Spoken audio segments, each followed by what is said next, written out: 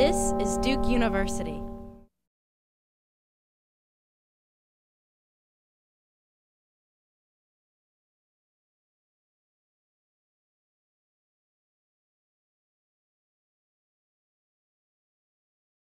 Good morning, my name is Jeline, and today I'm going to be talking about the Rwandan refugee crisis and how a particular United Nations law affects refugee ideas of identity and belonging. Nearly 2 decades ago, Rwanda experienced one of the worst human-driven tragedies of recorded history. The 1994 genocide left a country in ruins. 1 million people murdered, roads and infrastructure destroyed, a devastated economy. The horrors of genocide instilled a deep-seated fear in people on both sides of the disaster, victims and perpetrators, Tutsi and Hutu. Millions were uprooted by this fear and the violence that inspired it. Even today, 19 long years after the victory of the Rwandan Patriotic Front that ended the genocide, some continue to leave. There are over 100,000 Rwandans currently living abroad as refugees, mostly in the nearby countries of East and Central Africa. Some fled decades ago, forced out by the persecution of Tutsi and modern Hutu that was widespread even before the 1994 genocide. Many left during and immediately after the genocide, and still others have escaped in the years that followed, as a reaction to Rwanda's post-genocidal political conditions rather than the genocide itself. Refugee status is meant to be transitory, a temporary solution to a temporary problem. Life as a refugee can be incredibly taxing, and efforts to sustain a large, poor, and often traumatized foreign population can put a great deal of strain on the socio-political and economic conditions in asylum countries. To ensure that a refugee crisis does not last longer than necessary, the international community has developed measures detailing when, why, and how refugee status can cease. In October of 2009, the United Nations Refugee Agency, the UNHCR, issued a recommendation that its cessation clauses be invoked with respect to Rwandan refugees. These are legal provisions that allow the United Nations and refugee asylum countries to say that the reasons for a particular refugee crisis have ended. Here, the UNHCR, acting on the suggestion of the Rwandan government, has decided that the conditions within Rwanda that once merited the flight of its people have ceased to exist, and that it is now safe for them to return. They have decided that Rwandans' fear of return is no longer legitimate or justifiable. In July of this year, all remaining refugees, 100,000 men, women, and children, will lose their group refugee status and the legal protection and benefits this status carries. Many of them will be forced to repatriate. In order to invoke the cessation clauses, the UNHCR and refugee asylum states must investigate the conditions in the refugee's country of origin and determine that they have changed sufficiently to warrant the safe return of its people. Rwandan President Kagame and his government are eager to prove that his country's efforts to reconcile and recover are working. His reliance on foreign aid and investment and his party's reliance on international beliefs in Rwanda's stability and recovery are negatively impacted by the fact that the country is still producing refugees. Cessation reflects his efforts to change this. After the complete devastation and ruin of genocide, the government was tasked with rebuilding the entire country, infrastructure, political systems, a wounded and traumatized population, from the ground up. It has been difficult and slow work, but many important and meaningful steps have been taken over the past 2 decades. Under Kagame's leadership, first as Vice President, Minister of Defense, and de facto ruler, and later as titular president and autocrat, Rwanda has rebuilt and expanded its infrastructure. This is Kigali, Rwanda's capital today. Tall, glass-clad office buildings form its skyline. Rwandans are especially proud of their roads, many of which which are smoothly paved with painted curbs. Hospitals also have been built and rebuilt. Currently, over 90% of Rwanda's population is insured through a community-based health insurance initiative called Mutuelle de Santé. Rwanda has also strived for educational reform, and its efforts have been met with notable successes. Rwandan children now have access to 9 years of free basic education, with plans to progressively expand the system to include the completion of secondary school, a full 12 years. The government is incredibly proud of these and other indicators of social progress. Some former refugees agree with this idea that Rwanda has changed fundamentally and that it is now safe for refugees to return and resettle. Here you see the words of Patrick, a returnee who spoke nothing but high praise for President Kagame and the progress and development that Rwanda has seen under his rule. Other returnees also boasted that Kagame has saved or liberated Rwanda, that the country has made progress and that it is now developed. I heard something very different from the refugees I spoke with in Nachi Valley, the refugee settlement in southern Uganda where I conducted much of my research. Elise, a former businesswoman who fled Rwanda after being tortured and raped by President Kagame's regime, insisted that the discourses of progress and recovery so prevalent in Rwanda are nothing but lies. If the UNHCR cessation laws force her to return, she fears that the government will torture and kill her.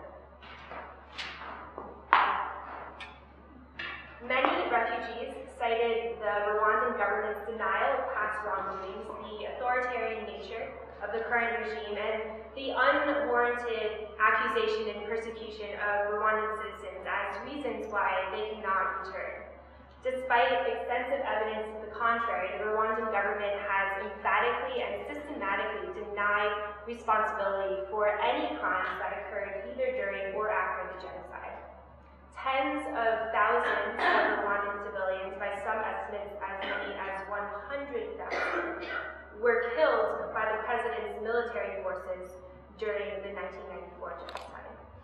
After the genocide, the killings continued. From October 1997 to January 1998, an estimated 10,000 unarmed civilians were killed in Rwanda by government forces. Men, women, children, and the elderly were caught in this violence. The government has also conducted violent raids on the refugee camps in the eastern DRC. Kagame's government will not take responsibility for any of these terrible human rights violations. In the words of Jean-Pierre, a school teacher whose wife was murdered by the president's forces, the explanation for this is simple. If you had killed someone, would you tell? In spite of these doubts and objections, the United Nations and Rwanda are moving forward with cessation. This process, coupled with the psychological consequences of refugee status, has forced Rwandans to rethink their ideas of home identity and belonging. Identity is malleable, constantly created, and subject to manipulation. Because refugees have been denied connection to one of the strongest determinants of identity and belonging, the country of citizenship, they are forced to continually renegotiate these ideas of home. For Rwandan refugees in particular, the threat of cessation of their refugee status has blurred the line between exile and acceptance. Rwandans who fled their country for very real reasons, discrimination, massacre, genocide, fear, persecution, are now being told that Rwanda should once again be their home and that they must return. They are experiencing a mandatory redefinition of both self and identity. Some of the Rwandan refugees I spoke with retained an incredibly strong sense of Rwanda as both their country and their home. Among the most vocal proponents of this idea were Clément, a priest, and Jean-Pierre, the former school teacher. Despite their current refugee status, for these two, Rwanda remains their country and their home. Jean-Pierre insists, Rwanda, c'est mon pays, Rwanda is my country, and always marks references to his country of birth with the possessive pronoun mon. Clément has a similar sense of Rwandanness, insisting that all refugees, Like Jean-Pierre, Clément uses possessive pronouns, referring to Rwanda and Rwandans as mon pays, mes peuples, my country, my people. Rwanda is not just a country, its people not just a people, they are his. And he speaks of them in a way that shows that he is a part of them and that he belongs there. By using these qualifiers, Jean-Pierre and Clément are claiming the Rwandan nationality as part of their personal identity. Many of the men and women with whom I spoke did not share this belief of Jean-Pierre and Clément, that going back should or could be a goal, or that Rwanda, however unattainable, is somewhere that they can belong. For those refugees who refuse even the thought of a future return to Rwanda, entertaining the idea of the country as home seems near impossible. Many insist in no uncertain terms that it is inconceivable that they ever go back voluntarily. Therese, an IT specialist, told me that for her, death is preferable to return. Her insistence on this surprised me, reflecting a hopelessness I couldn't sense as she talked passionately about other things. Mention of forced return to Rwanda brought out a kind of defeat and bitterness coupled with desperation. If they make me go back, I will die first. I will hang myself before I go back to Rwanda. She is willing and prepared to take her own life over going back to the country that she fled in fear and anger. Rwanda is not her home, and she has no hope that it ever will be again. So, without Rwanda as home, perhaps the refugee settlement can be. As much and as fervently as the camp commanders and settlement officials insist that Nachi Valley serves as a home for its refugees, this was not a sentiment that I heard from any of the men and women with whom I spoke. Life in Nachi Valley is a struggle every day, and many want to leave. As one refugee told me, "This is where I live now. My house is small, my children are hungry, of course I want to leave. But you tell me, where should I go?" Many refugees in Nachi Valley live in limbo. Life as a refugee is intentionally temporary.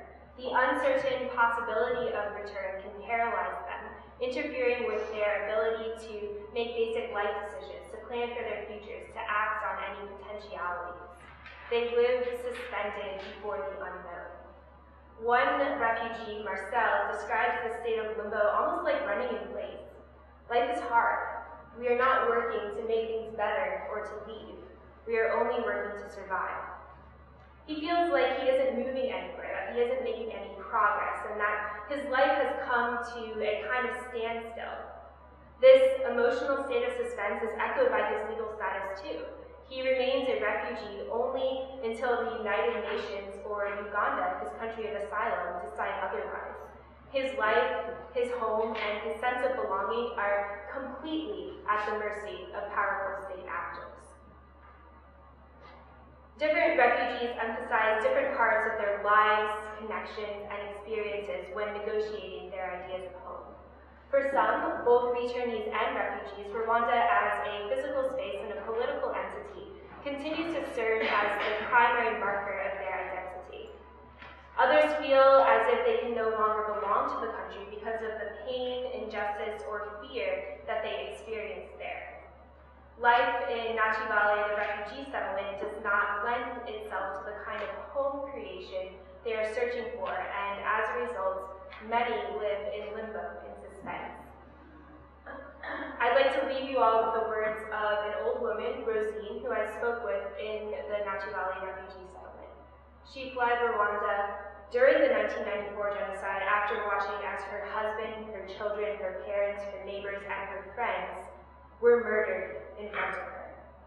We spoke together in her home where she sat hunched over, eyes downcast. When I asked her what she will do in July of this year, when the UNHCR cessation clauses first forced her and many others to repatriate, she began to cry and said to me, "Everyone I know is now dead. Why should I go back? What should I go back for? If I was there, I would think of them, of all those people I love who I saw killed. I still hear them dying. Now, as I'm talking to you, I hear them. I cannot back to Rwanda. That country is no longer my home. I look forward to your questions later. Thank you for your time.